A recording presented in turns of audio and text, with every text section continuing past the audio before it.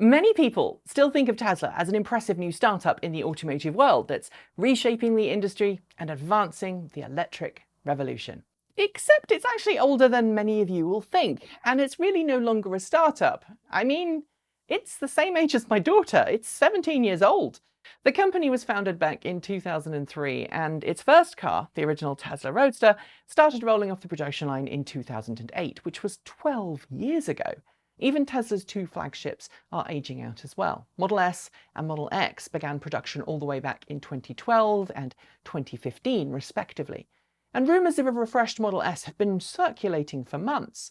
But at the very least, we do know an even higher performance variant, the Tesla Model S Plaid, is on the way somewhere down the line. Meanwhile, in Model X land, however, there's really been no news about a major change to the car, which has led some to wonder if Tesla is going to quietly phase the vehicle out entirely. Here at this channel, we love Model X.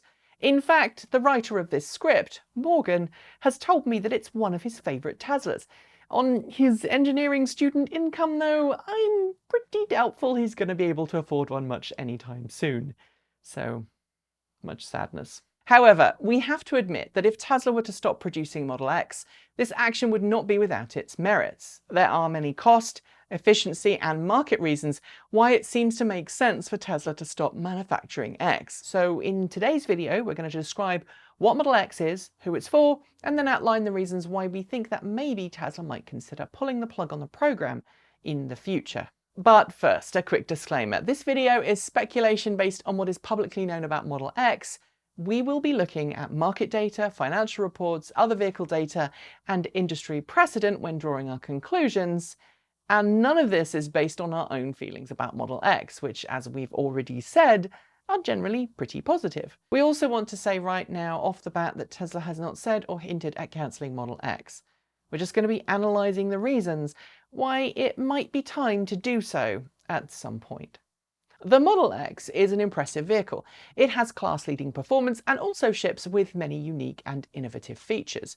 I'm sure many of you know them, but for those who don't, here's a brief rundown. Model X is currently sold in two variants. There's the Long Range Plus, which sports an impressive 351 miles of range and a 4.4 second 0 to 60 time. Then there's the Performance model, which comes with 305 miles of range and a sprint time of 2.6 seconds, which should not belong in an SUV. Both models can be purchased with 5, 6 or 7 seats inside. All Model X's come with Tesla's famous infotainment system, as well as its renowned driver assistance safety features, aka autopilot, and eventually can be brought to full self-driving, at least when Tesla pushes that out via an over-the-air software update in the future. Being an electric full-size SUV, Model X is large inside and out. Even in the 7-seater configuration, the Model X has plenty of space for everyone. And this is fantastic for big families or families with pets who find themselves feeling a bit cramped in your average run-of-the-mill gasoline SUV. Then there's the panoramic windshield, which offers great visibility for both the driver and the passengers. And then there are the self-presenting doors.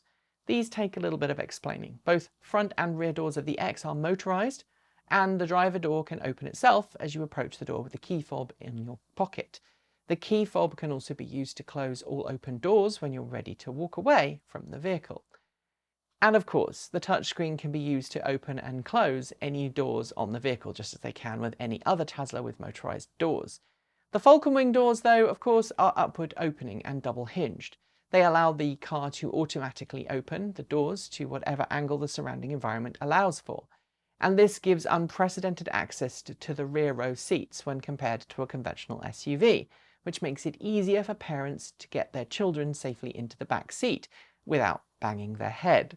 When you consider all of these features, you can see why we, and many others, love Model X. But there are also some drawbacks to Model X's crazy design, and now it's time to explain why we think these could lead some to think that maybe Model X will be cancelled.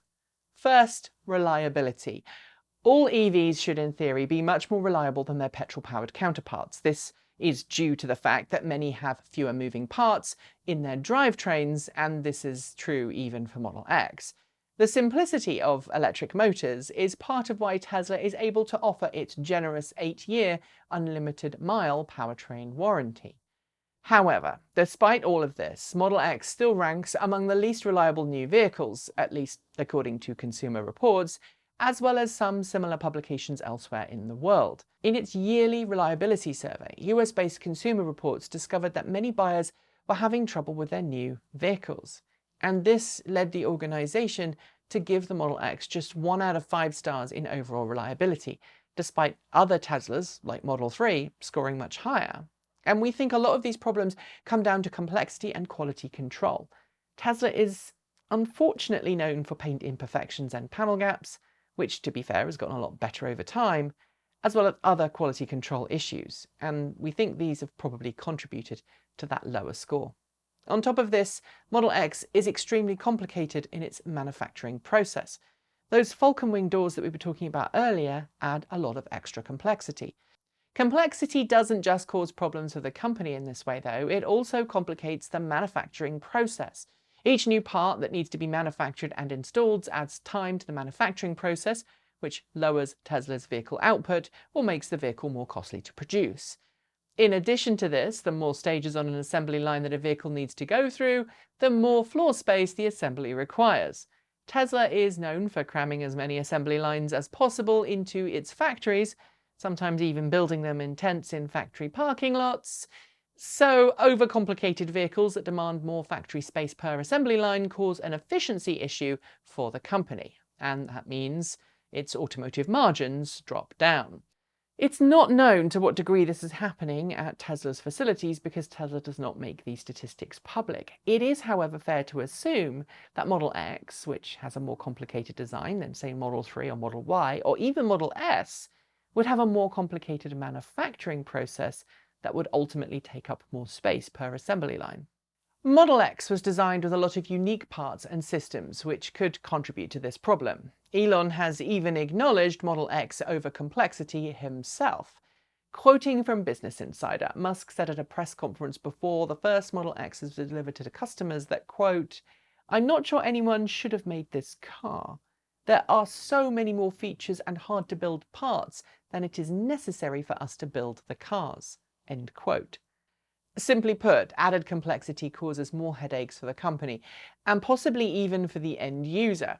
For this reason, when most companies are manufacturing something that needs to have a low rate of failure, they attempt to make it as simple as they possibly can. Even Elon Musk has talked about the importance of this principle at one of his other companies, SpaceX.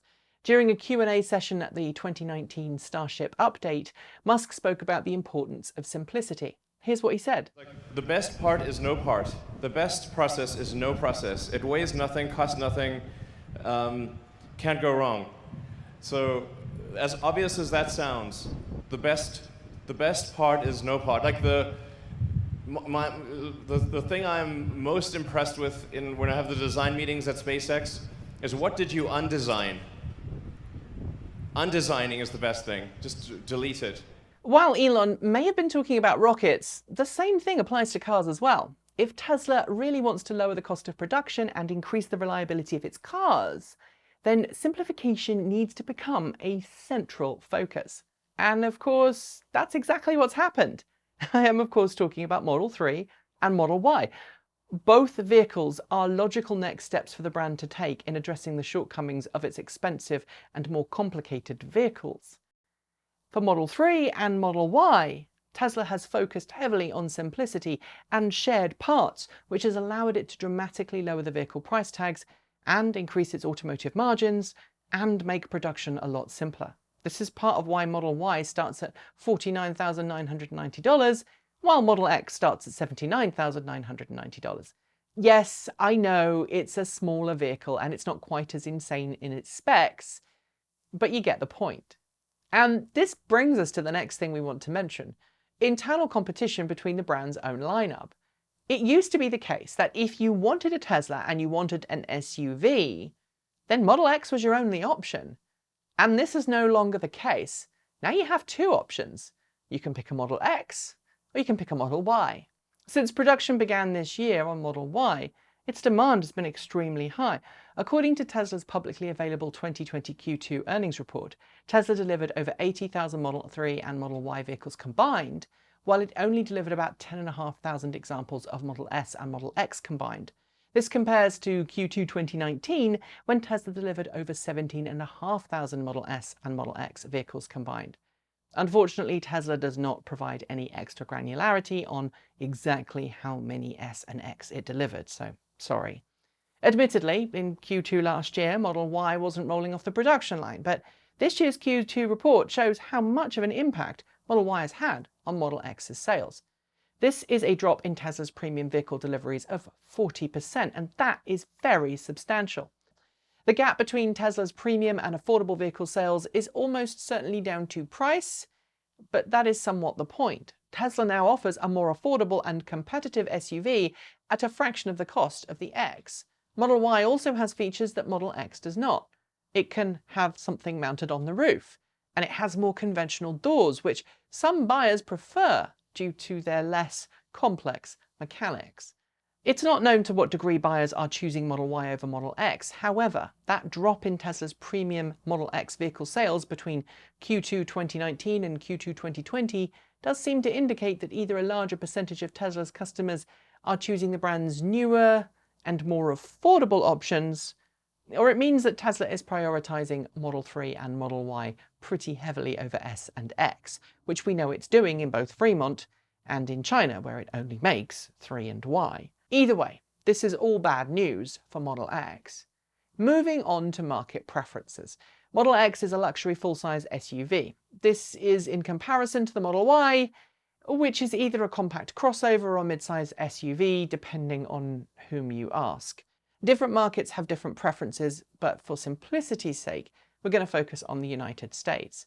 According to Statistica.com, in April 2020, about 40% of the US light vehicle market was taken up by crossovers. This well exceeds SUV sales, which only accounted for around 9% of the overall market.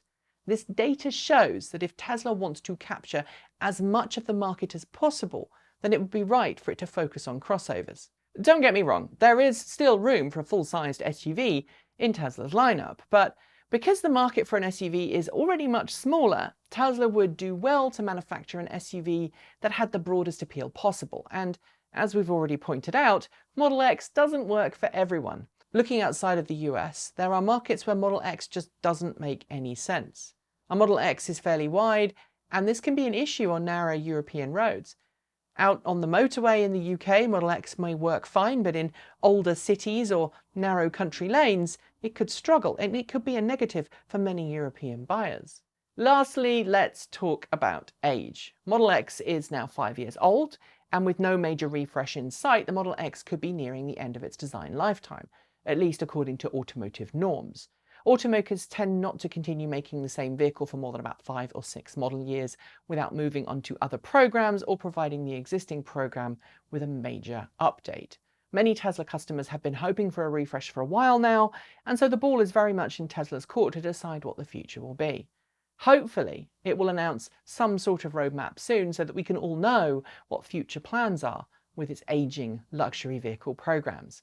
So what do you think? Should Tesla continue manufacturing Model X? And if not, what should it be making instead? For me personally, I would be sad to see Model X go, but I do understand that market forces could cause Tesla to move in that direction. Let us know what you think in the comments below. That's it for today's video. As always, thanks to the folks on my right for being our $15 to $49 a month Patreon supporters. Special thanks to our $50 a month Patreon supporters, John Lyons, Regine Fellows and Jeffrey Songster. And our deepest gratitude to our $100 a month Patreon supporters, Marcel Ward, Reggie Watts, JP Fagerbank and Sean Udea. You can join all of those Patreon supporters and become one yourself by following the links below, or you can send us a donation through Ko-fi or Bitcoin. You'll also find a link below to our free Discord server, so sign up for Discord and come and join in the fun. And don't forget to check out our brand new t-shirts and other merch in our new Redbubble store, which are available just in time for Halloween. After the names have scrolled, you'll see suggestions for a new video from us, so please consider watching it if you haven't, and I'll be back very soon. Thanks for joining me, and as always, keep evolving.